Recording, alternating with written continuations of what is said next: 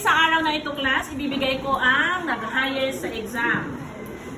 So, ang nakakuha ng 49, si Jairo Kataputan. Bigyan ng 5 bagsak.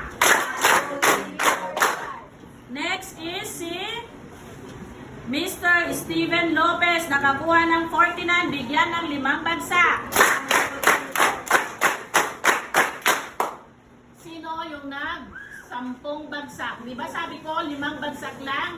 Sabi ko. Sami, bakit? Bakit 10? Dito lang.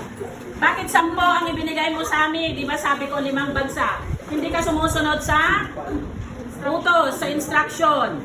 Bakit? Sino pa? Marami akong kape. Ano yun? Steven, ma'am.